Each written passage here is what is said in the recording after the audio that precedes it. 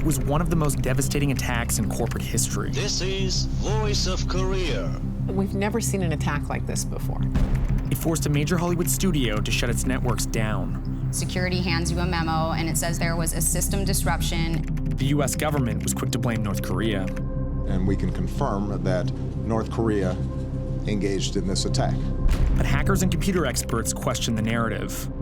It's not even a warm gun. It's barely a gun.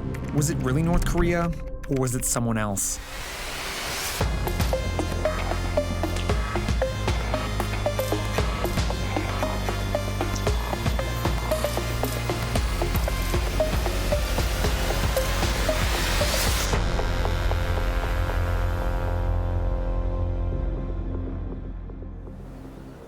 It all started on November 21st, 2014, when Sony executives got an extortion email from an unknown group, the so-called God's Apostles. Sony reported it to the FBI. But 3 days later, all hell broke loose when a group calling themselves the Guardians of Peace appeared on Sony computers. Sony Pictures co-chairs Amy Pascal and Michael Linton scrambled to contain the damage, but it was too late. Over the next 3 weeks, a mountain of data, including movies, salaries, and private corporate information, was dumped onto the internet. But what really captured everyone's imagination were the private emails of Sony top dogs. Everybody is suddenly reading Amy Pascal's personal emails and professional emails, which were also, in many instances, very embarrassing. As the editor-at-large of The Hollywood Reporter, Kim Masters remembers the cringe across Tinseltown. You know, there was a sense of instant fear throughout Hollywood because everybody knew, first of all, that they were probably vulnerable. I think simultaneously, a lot of executives in the industry thought, yeah, but I don't know if I'd put some of this stuff in an email. Producer Scott Rudin called out Angelina Jolie for being a spoiled brat. Sony exec Clint Culpepper badmouthed Kevin Hart. Worst of all, Pascal and Rudin gossiped about what flicks the first black president of the United States might be into. It was so extreme and so emotional and sometimes, in some cases, so inappropriate. But the breach went beyond salacious emails. Sony employees watched helplessly as their social security numbers, medical records, and more were released online for everyone to see. I met someone who was on Sony's lot the day the attack went down. She was a senior coordinator for the studio's digital TV department and eventually quit because of the hack. Selena was the only Sony employee I spoke to who was willing to go on camera. When did you find out your personal information was actually leaked, though? We got a memo saying that, unfortunately, a cyber hack attack happened and they got everybody's information. But they didn't specify who. They just basically, anybody that ever worked for Sony at any time in their lifetime possibly had a chance of their stuff being hacked. So if you could just break down specifically how you went about finding your name and finding out that you were, personally affected by it. I literally went to Google and searched Sony Hack 2014, and then I saw just like a tree directory, like old school style DOS, and you saw just different file names, and they named the files like Selena's offer letter, and like they were named like specifically what that document was, so it wasn't hard to find out your information was put out there. What were some of the things that were going down? Because obviously you can't use computers. That's everything. Did everything just revert to the Stone Age? What happened? We started saying we're working analog. You literally had to write stuff out. But yeah, there was a lot of drinking and partying and eating, and because that's all you could do. And I mean, Sony already paid for their Christmas party, so we had it, and it was huge and it was awesome. And then Michael Linton and Amy Pascal stood up and gave a speech, and then Amy Pascal kind of challenged the hackers. Challenged the hackers? Yeah, How? In her speech, she was like, oh, this wasn't gonna get us down, we're gonna beat you guys and all that stuff. Pascal's defiance didn't save her, and she was eventually forced to resign. But from early on, the real question everyone asked was, why would hackers target Sony Pictures? The media had an answer.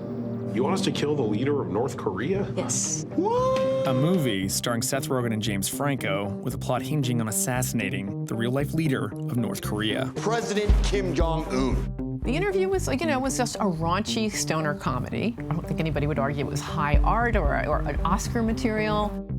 With the interview set for Christmas release, a rambling message posted online threatened terrorist attacks on the movie's premiere and any theaters daring to screen the film. Sony Pictures pulled the movie. We had no alternative but to not proceed with the theatrical release on the 25th of December. And then, out of nowhere, President Obama named the perp. The FBI announced today that, and we can confirm that North Korea engaged in this attack. It was the first time a president has blamed a nation state for a major cyber attack on American soil. The U.S. retaliated with sanctions. The White House didn't discuss the evidence, but the FBI came forward with some details. Brett Leatherman is an agent in the FBI's cyber division. Based on what's publicly known, the hack seems to have gone down in 4 phases. First, spear phishing, which the FBI said was likely how the hackers got into Sony. Somebody within a company or organization will receive an email that looks like it's a legitimate email that might contain an attachment or a link to a website. Once you click on that link, it would take you then to a website, or it would launch malware on your computer that would allow somebody to then compromise your system. Next, the hackers gained broader access to Sony's networks. So they're looking for a user with escalated privileges, and it could be an admin, or it could be a CEO or CFO who needs access to your network in an administrative capacity. So admin credentials are key in going laterally through a network. With their almost godlike access to Sony, the hackers moved to phase 3, data theft. It probably took them months to steal everything they eventually released online. And then came the grand finale, data destruction. The unique thing about the Sony attack was the destructive nature of the malware. The hackers launched malware, or malicious software, that destroyed Sony computers from within, wiping data off its systems. But that still doesn't explain how the government attributed the attack to North Korea. Whoever hacked Sony Pictures networks stole sensitive data, then smashed whatever they could on the way out. But to this day, one question remains. How is the US government so sure it was North Korea? So I can't comment on ongoing FBI investigations. So why is the investigation ongoing? A cyber investigation is a long-term effort to just not only attribute, if there's a particular country involved, not just attribute who that country might be, but also to attribute threat actors behind the actual compromise, because there's other groups that are involved in these kind of attacks. So there are other groups who kind of jump on the bandwagon for their own benefit. And that was the case with Sony?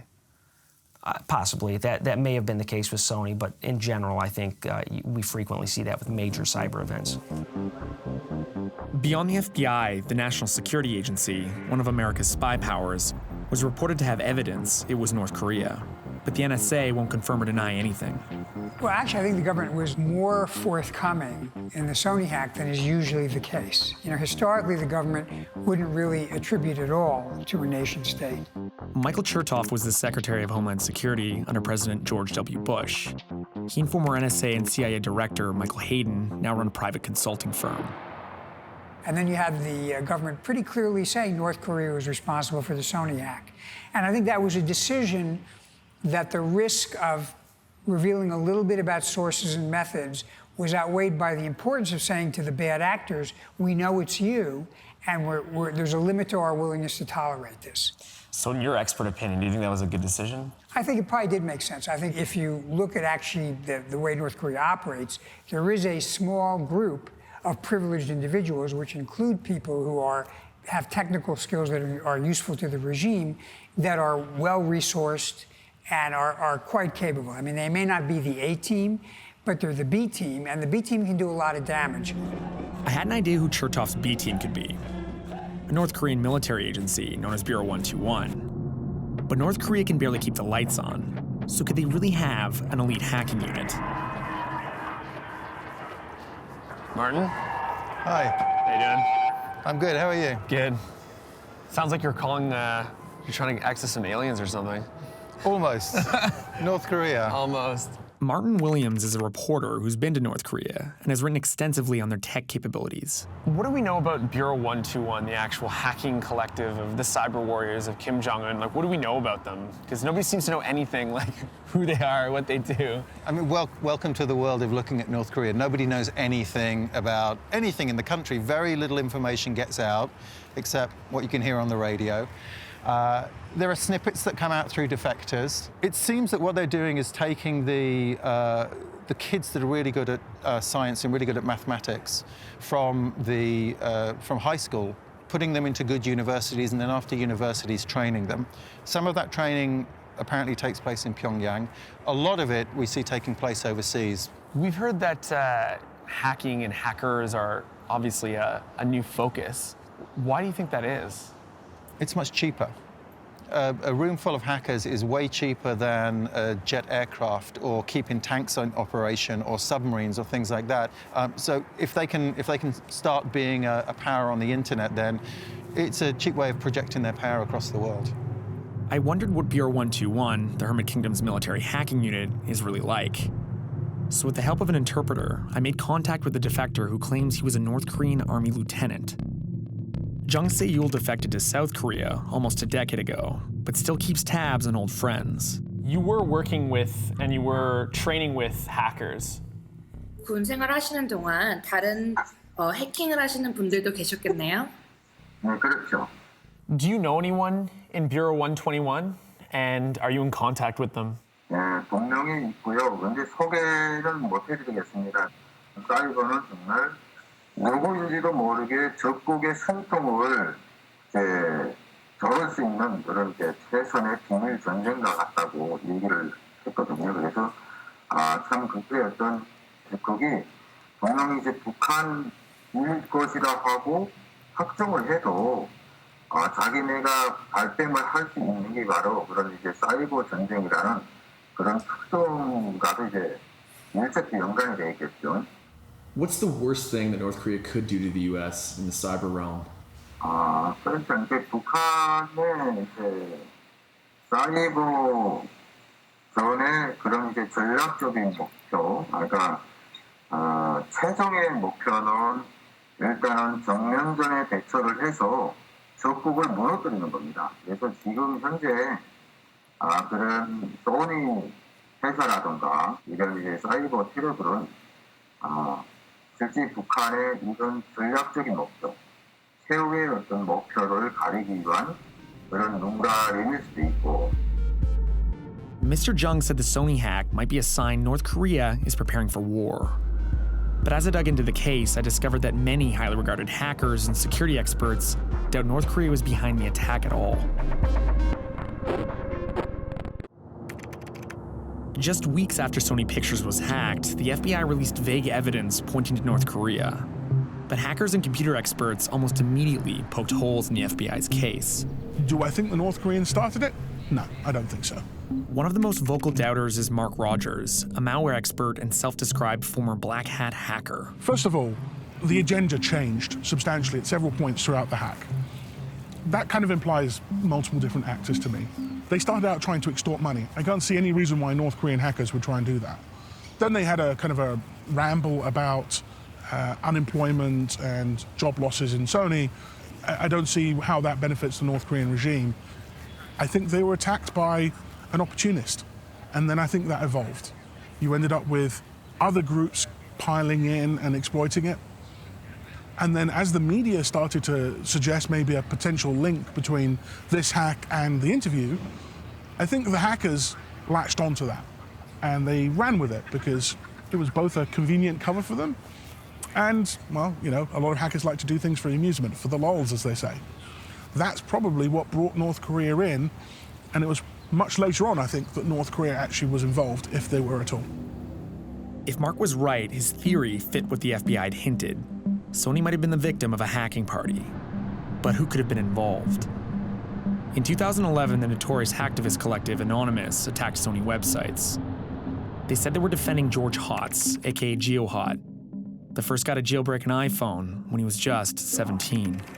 This is the world's first unlocked iPhone. George? A few years later, he jailbroke a PlayStation 3. That didn't sit well with Sony. Yo, it's GeoHot! And for those that don't know, I'm getting sued by Sony. Let's take us out of the court. Hi, Sony. How are you doing? Haven't seen you in a while.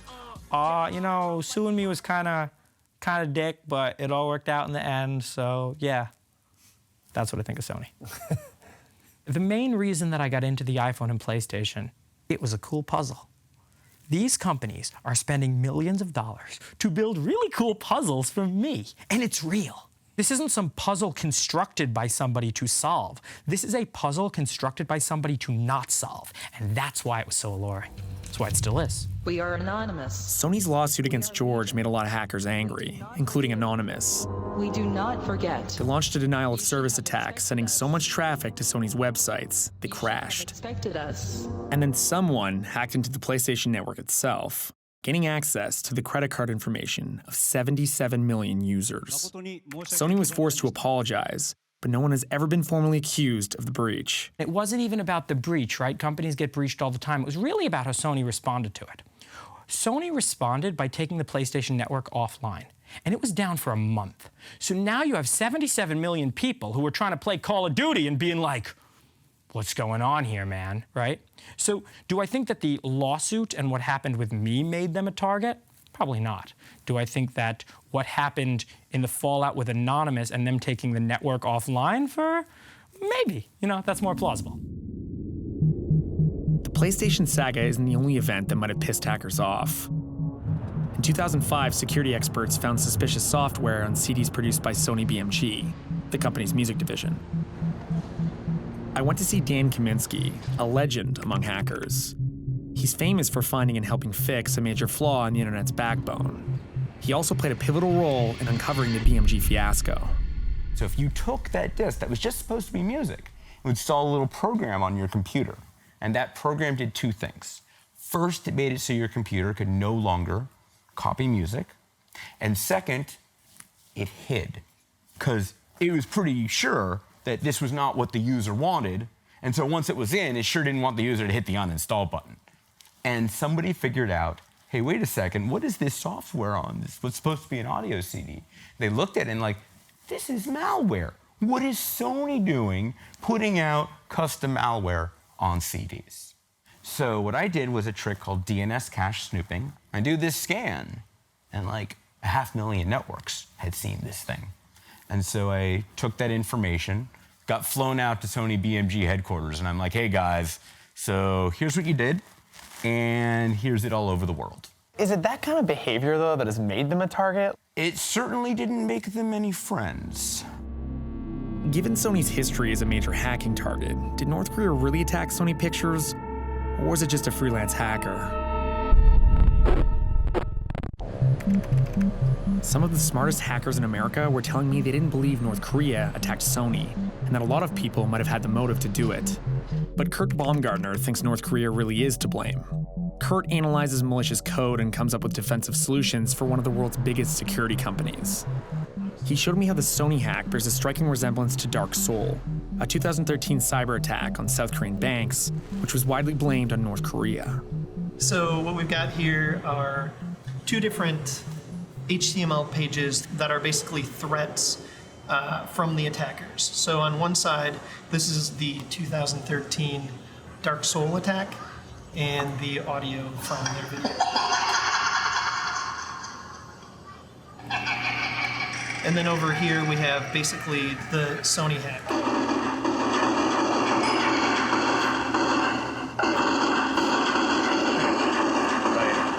It's really sophisticated.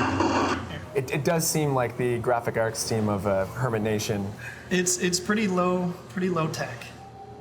There are other similarities between Dark Soul and the Sony hack. The word security is actually misspelled in the exact same way in the code used in both attacks. In this case, it was pretty clear to us that the same shared code base has been used in both events. And both the Sony and Dark Soul attacks were wiper events. They wiped or destroyed data from their victims' systems. These types of attacks are extremely rare. They just don't happen. There might be 5 major wiper attacks that I know of. But the skeptics say the similarities Kurt showed me don't actually add up. When we talk about the similarities here, Dark Soul, that was attributed to a group of South Korean hackers, which they called the Dark Soul Gang, and was never formally linked to North Korea. The reality is it boils down to just a few fragments of code in each of the pieces of malware. It's not nothing that the software is related. It's just not wildly compelling. It's not a smoking gun. It's not even a warm gun. It's barely a gun. It's a tube-shaped object. Malware has a history of being shared. And once that code gets out there, you will end up with multiple variants that all have the same parentage. They all look very similar, but they're being run by different people. The malware's code did contain IP addresses, which indicate a computer's location. The FBI says they were linked to North Korea, but that's not conclusive either. Could you fake your IP being in North Korea? Break into a machine in North Korea. Break into a machine in Russia. Breaking into a machine in North Korea. Break into a machine in China. Breaking into Russia. Breaking into North Korea. These are all things you totally can do. Bouncing around the world happens in milliseconds. And so people ask, is it North Korea that did this? This is a thing that 4 people could do. 4 out of 7 billion. This isn't an attack that requires nation-state intent. It's an attack that requires a couple of guys being bored. My sources were telling me that the attack on Sony Pictures wasn't even that sophisticated. So maybe the company should have had better security. Ultimately, it doesn't matter whether the hackers came from North Korea or North Dakota. What matters is that Sony could see this attack coming, and it didn't do enough to prepare for it. Matthew Prush is an attorney who represented Sony employees in a class action lawsuit against the studio. Sony just didn't do what a reasonable company should have done to protect the private information on its system. It should have been stored in a way that was encrypted and that was segregated from other information, so it was much harder for the hackers to find. Sony Pictures declined to comment on these allegations and settled the lawsuit out of court. But it's undeniable that employees' private and exploitable data will live online forever. Have you ever received an apology from Sony? No. They kind of made you feel like it was your fault that you weren't protecting yourself already to begin with. So, I mean, I didn't do anything wrong but show up to do my job, thinking this corporation knew exactly what they were doing, and then finding out that they don't is really, it's really frustrating. I mean, it sucks that we're collateral damage, but I mean, that's how war is, and so this is basically what it is. It's like a nerd war now. As the dust settled, the Sony hack claimed the job of an executive, and a stoner flick lost its Christmas release. But the real victims are Sony's employees. Whether it was North Koreans or bored hackers, all the competing theories about who did it prove one thing. Definitively attributing a cyber attack can be almost impossible. And in a world where it's not only easy to hack a corporation, but easy to hide, all of us are vulnerable.